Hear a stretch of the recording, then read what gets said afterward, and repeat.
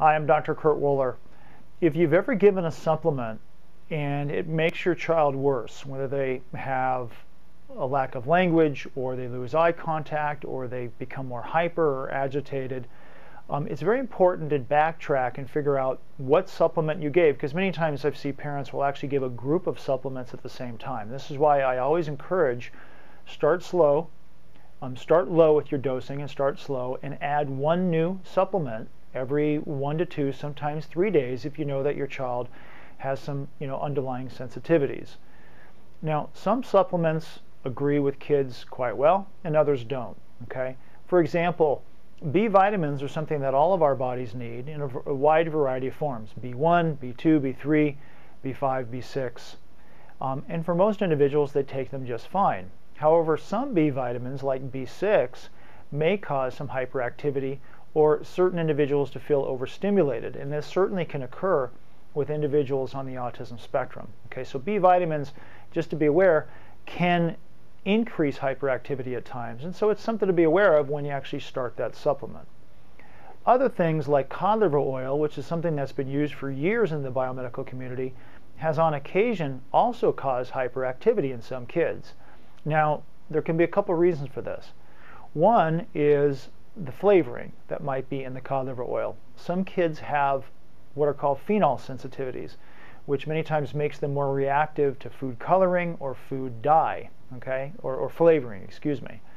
And so they might react to actually the flavoring that's in the cod liver oil.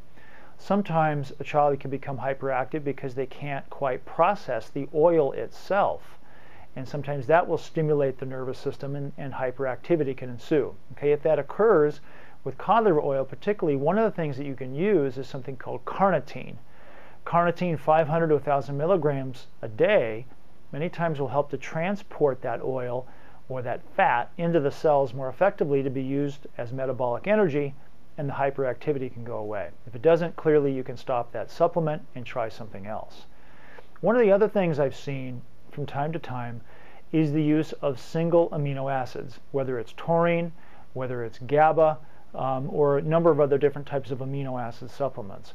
On occasion, those supplements will tend to aggravate a child where they become either hyper or they become agitated, they become stimmy, their sensory needs go up. And it's not necessarily that that supplement is toxic.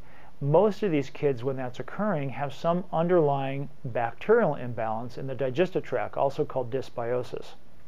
So bacteria many times will feed on some of these amino acids, and it'll essentially aggravate them, or they'll become more assertive, if you will. And some of the toxic byproducts that get produced from this bacteria can infiltrate into the body and affect kids behaviorally, because all of these things are producing chemicals that have a chemical influence on the brain.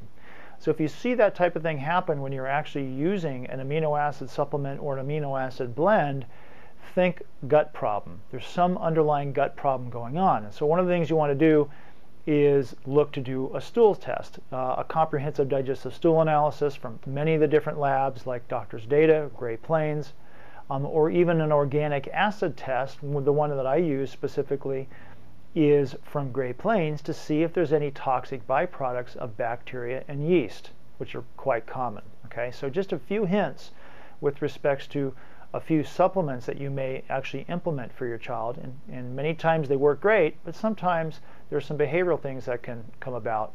So it's important to recognize that pattern. Thank you.